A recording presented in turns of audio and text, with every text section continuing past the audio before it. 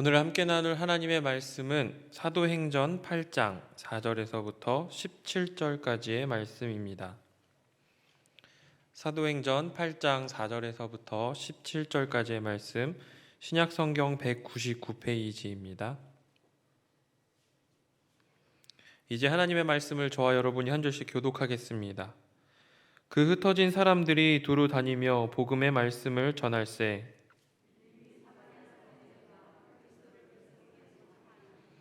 무리가 빌립의 말도 듣고 행하는 표적도 보고 한 마음으로 그가 하는 말을 따르더라.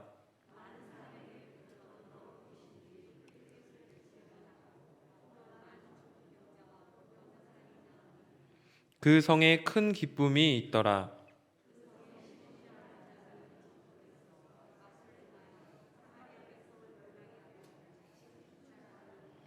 낮은 사람부터 높은 사람까지 다 따르며 이르되 이 사람은 크다 일컫는 하나님의 능력이라 하더라.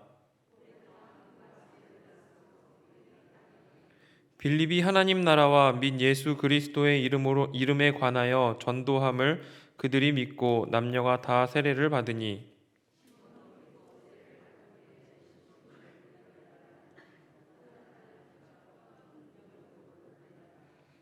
예루살렘에 있는 사도들이 사마리아도 하나님의 말씀을 받았다 함을 듣고 베드로와 요한을 보내매 이는 아직 한 사람에게도 성령 내리신 일이 없고 오직 주 예수의 이름으로 세례만 받을 뿐이더라. 성령을 받는지라. 아멘. 지난 3일간 말씀을 가지고 세상으로 나아갔다가 하나님 말씀에 의지하여 살다가 다시 예배의 자리로 나오신 우리 염산교회 성도님들 모두를 환영하고 축복합니다. 오늘은 큰 기쁨이 있더라라는 제목으로 하나님 말씀을 나누고자 합니다. 우리 먼저 옆 사람을 축복하는 마음으로 함께 인사하겠습니다. 좋은 일이 있을 겁니다. 우리 멀리 있는 분들과도 함께 인사해 주십시오. 더 좋은 일이 있을 겁니다. 오늘 말씀을 행하는 가운데 우리에게 좋은 일을 행하시는 주님의 은혜가 가득하기를 소망합니다. 예전에 선배 목사님 두 분이 이야기를 나누시는 것을 보았습니다. 편하게 A 목사님, B 목사님이라고 칭하겠습니다. A 목사님 교회에서 부흥회를 했는데 B 목사님께서 부흥회 강사로 초청을 받으셨습니다. B 목사님의 부흥회가 끝나고 강사를 대접하는 시간에 A 목사님께서 이렇게 질문하셨습니다. 제가 많은 목사님들, 설교자를 만나면서 내린 결론이 하나 있는데 설교에 깊이가 있는 사람은 고통이 있거나 혹은 고난이 있거나 둘 중 하나였다. 그런데 반드시 그렇게 있었다는 것입니다. 그러면서 목사님께도 고통이나 혹은 고난이 있으셨습니까? 라고 질문했습니다. 그랬더니 B 목사님께서 조심히 입을 여시면서 10년 전에 8살 난 아들이 불의의 사고로 세상을 떠나게 되었다고 합니다. 어제가 아이의 생일이었다라고 말씀하시더라고요. 지난 10년 동안에 하루도 빠짐없이 하나님께 질문했답니다. 하나님, 왜 나에게 이런 고통을 허락하셨습니까? 정말 하나님이 살아계시다면 왜 그 아이를 데려가셔야만 했습니까? 그러다가 고통 중에 자신과 함께 아파하고 눈물 흘리는 하나님의 모습을 발견했다고 합니다. 세상을 구원하기 위해서 아들을 내어주신 하나님의 마음이 느껴지더랍니다. 끊을 수 없는 하나님의 사랑으로 인해 아버지 어찌하여 나를 버리셨나이까 이렇게 절규하는 예수님의 외침에 등을 돌려 숨죽여 울고 계시는 하나님, 그 아버지 하나님의 마음을 고스란히 담아서 설교를 하게 되니 설교가 깊어졌다라는 이야기였습니다. 개인적으로는 좋아하지도 않고 별로 선호하지도 않는 표현 중에 고난이 주는 유익이라는 말이 있습니다. 젊어 고생은 사서도 한다고 하지만 될 수 있으면 고난은 좀 피하고 싶은 것이 다 같은 사람들의 마음 아니겠습니까? 그럼에도 불구하고 우리의 인생 가운데 얼마나 많은 고난이, 얼마나 많은 고통의 시간들이 있습니까? 그 고난의 때를 떠올리면서 지금은, 그래, 그때는 하나님이 우리를 그렇게 연단시키셨고 훈련시키셨지라고 추억하며 되뇌일 수는 있지만, 그때 당시에는 정말 죽을 것 같이 힘들었던 순간들, 여기 계신 성도님들 누구나 한 번쯤 있으실지도 모르겠습니다. 오늘 함께 읽은 사도행전 8장에서는 두 가지의 이야기가 등장합니다. 하나는 빌립의 전도 이야기이고요, 또 하나는 마술사 시몬의 이야기입니다. 언뜻 보면 서로 관련이 없는 빌립이 전도하다 만난 사람 시몬의 이야기가 단순하게 시간상으로 연결되어 있는 것처럼 보이지만, 말씀을 묵상하다 보니 이 둘의 모습을 통해서, 빌립의 모습을 통해서도 그리고 시몬의 모습을 통해서도 우리의 모습을 발견할 수 있었습니다. 사도행전 1장 8절에서 주님께서 제자들에게 승천하시면서 주신 사명이 있습니다. 오직 성령이 너희에게 임하시면 너희가 권능을 받고 예루살렘과 온 유대와 사마리아와 땅끝까지 이르러 내 증인이 되리라. 주님의 마지막 명령이었지만 여전히 제자들과 성도들은 이 말씀을 오해했습니다. 우리가 잘 알고 있듯이 유대인들에게는 선민의식이 있지 않습니까? 그러나 로마의 지배로 여러 가지 이유들로 이미 유대인들은 세계 곳곳으로 각 지방으로 흩어져 있었습니다. 때문에 그들은 자신이 있는 지역에 회당을 세우고 유대교적인 관점에서 경건하게 그들의 신앙생활을 이어가고 있었습니다. 그래서 처음 제자들은 예수님의 명령을 성령이 임하시면 예루살렘과 온 유대와 사마리아와 땅끝에 있는 유대인들에게만 복음이 증거되어야 한다, 그렇게 생각했습니다. 이러한 상황 중에 오순절 다락방에서 성령을 받은 제자들이 이적과 기적을 행하고 말씀을 증거하기 시작하니 3,000명씩 믿는 사람들이 폭발적으로 증가하면서 예루살렘이 술렁이기 시작했습니다. 하지만 사도행전 7장에서 스데반이 순교하게 되고 교회는 대대적인 핍박으로 인해서 큰 환난을 겪고 흩어지게 되지요. 그러나 머지않아 우리는 이 사건으로 인해서 오히려 복음이 예루살렘이라는 장벽을 넘어서 세계 곳곳으로 전파되는 계기가 된다는 것을 우리는 잘 알고 있습니다. 저는 오늘 말씀의 제목을 큰 기쁨이 있었더라라고 정해보았는데요. 성경의 인물들이 원치 않는 어려움, 피할 수 없는 고난과 고통 가운데 어떻게 큰 기쁨을 얻게 되었는지, 그리고 오늘 우리 그리스도인들은 어떻게 살아야 하는지 말씀을 통해 잠시 묵상해 보고자 합니다. 첫째로 우리는 어디에보다 무엇을 묵상해야 합니다. 어디에보다 무엇을.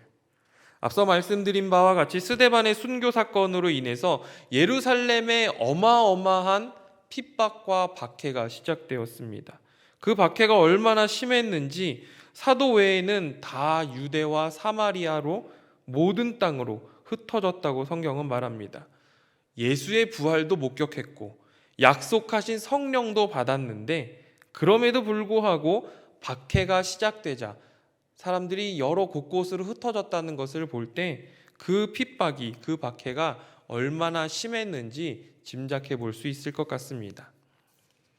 당시 성도들에게 예루살렘은 성전이 있는 곳이라는 것을 포함해서 큰 의미가 있는 장소였습니다. 예수께서 승천하시면서 예루살렘에 머무르면 성령을 받게 될 것이라고, 그리고 주님께서 다시 오시겠다고 약속하셨기 때문에 사람들은 예수님께서 예루살렘으로 재림하실 것이라고 생각하고 있었습니다. 그래서 사람들은 예루살렘에만 집중했습니다. 하지만 눈앞에서 형제 자매들이 죽임당하는 것을 목격하고 죽음의 위기 앞에 놓이게 되니 사람들은 하나둘씩 예루살렘을 떠나게 되었지요. 예전에 사역했던 교회에요, 큰 분열이 있었습니다. 소위 담임 목사파, 이번에도 좀 칭하기 쉽게 A그룹이라고 칭하겠습니다. 담임 목사파 A그룹, 담임 목사 반대파 B그룹, 그리고 서로 아무 쪽도 지지하지 않겠다고 이야기했던 C그룹이 있었습니다. 치열한 법정 공방 끝에 반대파 B그룹이 승리하게 되고 A그룹은 교회를 떠나게 되었습니다. 그렇게 교회가 잠잠해지는 줄 알았는데 이번에는 B그룹과 C그룹이 싸우기 시작합니다. 싸움의 명분은 교회가 그렇게 어려움을 겪었는데 너희 C그룹은 아무것도 안 했다는 것이었습니다. 그러면서 너 사실은 담임 목사파 A그룹이었지 라고 서로를 헐뜯었습니다. 누군가는 자만했고 누군가는 패배주의에 사로잡혔고 또 누군가는 상처 입고 교회라면 학을 뗀다면서 믿음을 저버리기도 했습니다. 예루살렘 교회에 박해라는 어려움이 있었을 때 예루살렘에 남아있던 끝까지 교회를 지키고자 했던 사도그룹 A그룹과 도망쳤던 B그룹, 빌립처럼 도망쳤던 B그룹이 있었다고 한다면 이 둘의 관계가 과연 어땠을까요? 그리고 각자 A그룹은 무슨 생각을 하고 도망쳤던 사람들은 무슨 생각을 했을까요? 또한 만약 성도님들께서 그때의 교인이었다면 여러분은 어떤 그룹에 속해서 어떻게 행동하셨겠습니까? 사실 이렇게 질문하면요, 서로의 눈치를 보면서 나는 사도들처럼 예루살렘에 남았을 거다 라고 말씀하시는 분이 많을 것 같습니다. 스데반처럼 순교하겠다 말씀하는 분이 있을지도 모르겠습니다. 그래서 언뜻 보면 예루살렘에 남아있던 사도들은 죽음의 위기 앞에서도 신앙의 절개를 지킨 순교자들처럼, 흩어진 그리스도인들은 패배자처럼 비겁한 도망자처럼 보일 수도 있습니다. 심지어 그들이 도망쳤던 곳이 어디라고 성경이 말합니까? 사마리아입니다. 그렇다면 여러분, 왜 빌립이 그리스도인들이 사마리아로 도망쳤을까요? 어릴 때 교회에서 친구들과 술래잡기를 했던 기억이 있습니다. 교회가 크지 않았기 때문에 사실 숨을 수 있는 곳이 한정돼 있었거든요. 식당이나 강대상 뒤에 예전에는 이렇게 커튼이 있지 않았습니까? 강대상 뒤에 커튼, 혹은 담임 목사님 아들이었던 제 친구는 담임 목사님 방, 목사님 책상 밑에 이렇게 숨는 친구도 있었습니다. 그런데 대부분 다 예상 가능했습니다. 그런데 유독 한 친구를 찾기가 어려웠거든요. 하늘색 둥근 다라처럼 생긴 이렇게 커다란 그 쓰레기통 혹시 아십니까? 옛날에는 교회 쓰레기통이 굉장히 컸는데요. 그 굉장히 큰 하늘색 쓰레기통에 숨어 있는 친구는 제가 끝까지 찾지 못했습니다. 어린 마음에도 야, 저렇게까지 숨어야 되나? 이런 생각이 들었던 기억이 납니다. 꽤 오래전에 방영되었던 괜찮아 사랑이야라는 드라마가 있습니다. 주인공 조인성에게는 이상한 습관이 하나 있었는데요. 안방을 화장실로 개조해서 욕조 안에서 잠이 드는 습관이었습니다. 아무리 좋은 침구류와 아무리 좋은 침대가 있어도 화장실 욕조가 아니면 잠을 자지 못했습니다. 그가 이렇게 이상한 이 습관들이 생긴 이유는 어린 시절 의붓 아버지에게 폭행과 학대를 당했기 때문이었는데요. 하루는 아버지의 폭행이 너무 무서워서 도망치다가 옛날 화장실, 이 속된 말로 푸세식 화장실로 숨어들었습니다. 그런데 그 푸세식 화장실에 똥통 안에 숨어 있는 엄마를 발견하게 됩니다. 그리고는 아들과 엄마가 그 똥통 안에 같이 숨게 되죠. 도망친 아들과 아내를 한참 찾던 의붓 아버지는 화장실을 한참 쳐다보다가 이내 다른 곳으로 갑니다. 아마 그렇게 나오지는 않았겠지만 설마 저기에 숨었을까라고 생각하고 다른 곳으로 떠났던 것 같습니다. 그런데 유대인들에게는요, 사마리아가 쓰레기통, 푸세식 화장실의 똥뚜깐, 이게 사실 표준어는 아닌데요, 드라마에 똥뚜깐이라는 표현이 나오더라고요. 어쨌든 사마리아가 유대인들에게는 쓰레기통과 같은 푸세식 화장실의 똥뚜깐 같은 곳이었습니다. 성경에는 사마리아인들에 대한 유대인의 혐오가 표현된 본문이 굉장히 많이 등장하는데요. 그것을 가장 잘 표현한 곳이 요한복음에 나오는 예수님과 사마리아 여인과의 대화입니다. 아수르의 혼혈 정책으로 인해서 유대인들은 이 사마리아 사람들을 개취급했습니다. 빠르게 갈 수 있는 지름길이 있었음에도 불구하고 사마리아를 피해서 먼 길로 돌아가는 혐오 지역이었습니다. 그래서 예루살렘에 박해가 있었을 때 사마리아로 피한다는 것은 유대인들의 사고방식에서는 절대로 이해할 수 없는 곳이었습니다. 그래도 설마 사마리아로는 안 가겠지라고 생각했던 곳이 바로 사마리아였습니다. 그렇다면 사마리아로 피신했던 사람들의 마음에 그들의 심정이 어땠을까요? 낙심하고 자괴감이 들고 패배감에 사로잡혀 있지 않았겠습니까? 어쩌다가 우리가 여기까지 왔을까? 이런 생각 들지 않았겠습니까? 처음 고난을 직면할 때, 고난이 닥쳐올 때 사람들은 생각하게 됩니다. 왜 이런 고난이 내게 닥쳤을까? 어쩌다가 우리가 이 지경에 처하게 됐을까? 하면서 고난 자체를 묵상하곤 합니다. 하지만 그리스도인들은 고난에만 머물러선 안 됩니다. 고난 가운데에서도 우리가 무엇을 할 수 있을지, 고난 중에 내가 어떻게 해야 할지를 생각하고 고민하고 행동해야 합니다. 이것이 어디에를 묵상하는 것이 아니라 무엇을 묵상하는 삶이라 할 수 있습니다. 고난에만 머무르지 않고 패배감, 패배주의, 자괴감, 낙심에 머무르지 않고 고난 중에도 고난을 통해서도 승리하는 인생이라 할 수 있습니다. 사도행전 8장 1절에 유대와 사마리아로 흩어졌다. 그리고 4절에 흩어진 사람들이 복음을 증거했다 라고 말하는 이 기록 사이에 시간이 얼마나 흘렀는지 사실은 알 수는 없습니다.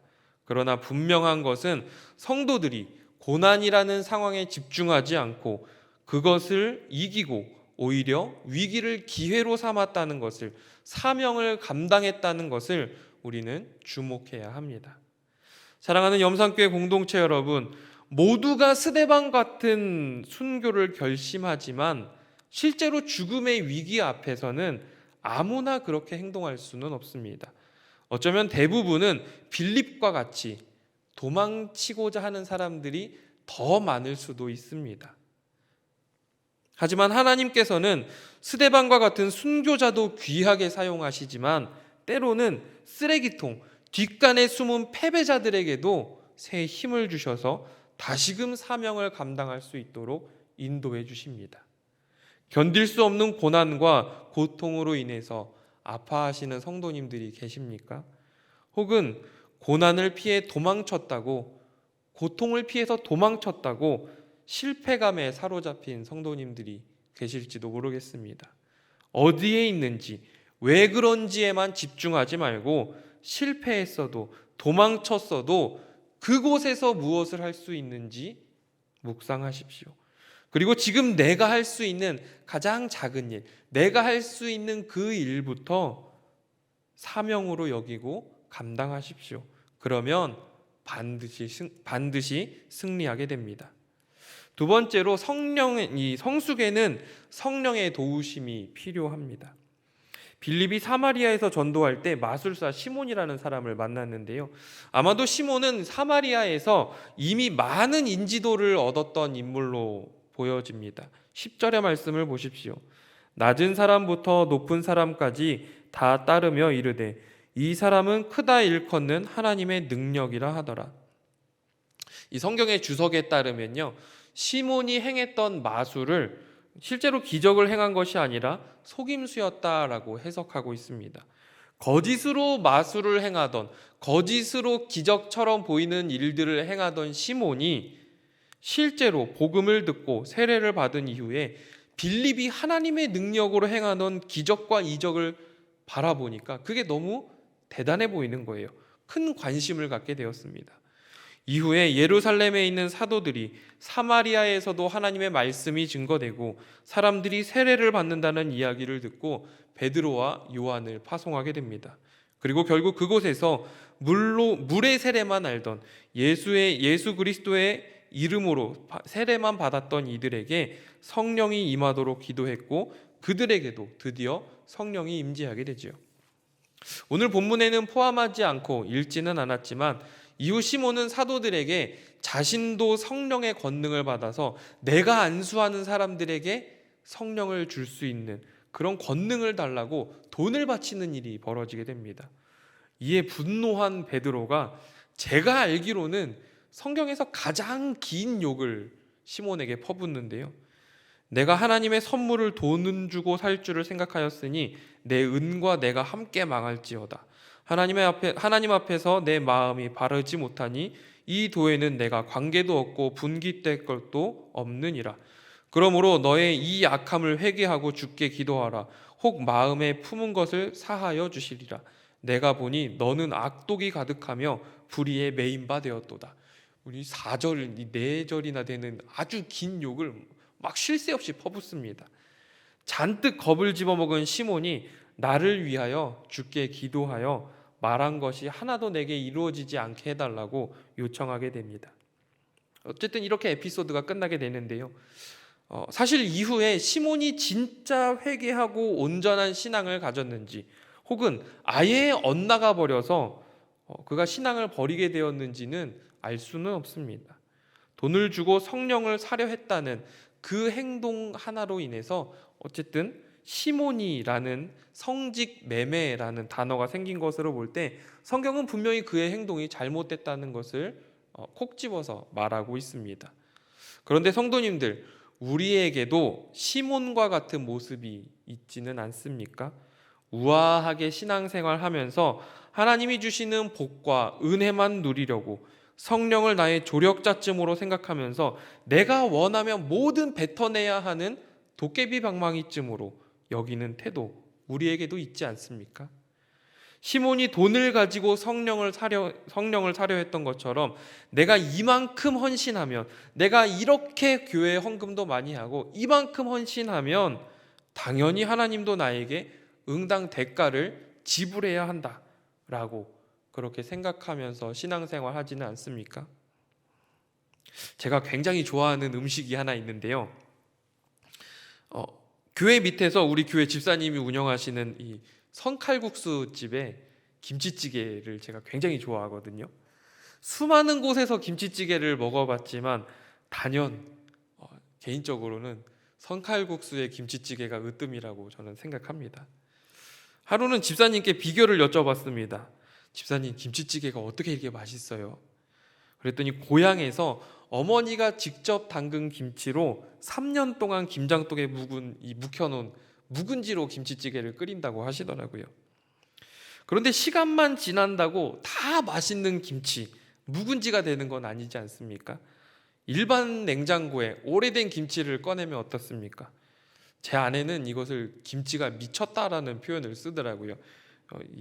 소위 김치에 바람이 든다고 하죠. 김치가 상해버립니다. 잘 숙성시키려면 그만큼의 시간도 필요하고 김치 냉장고든 김장독이든 잘 익혀주는 도구도 필요합니다. 하물며 이 찌개도 숙성과 성숙의 시간이 필요한데 우리의 삶도 우리의 신앙도 마찬가지 아니겠습니까? 당장 눈앞에 화려함만 쫓으면서 기적과 이적에만 몰두하는 일이 우리에게도 얼마나 많이 있습니까?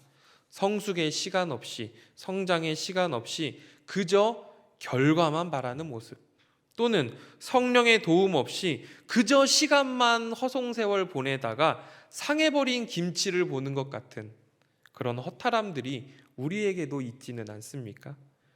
성도님들, 우리 인생에서 고난을 피할 수는 없습니다. 늘 크고 작은 고난이, 늘 크고 작은 고통이 우리를 언제나 위협하고 있습니다.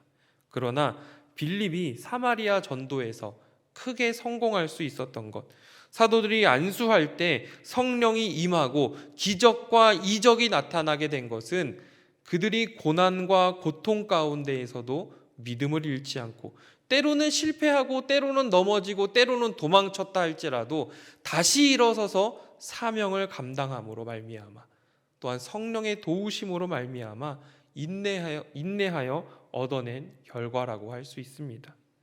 사랑하는 염산교회 공동체 여러분, 우리가 사명을 감당할 때 꼭 필요한 것은 성숙입니다.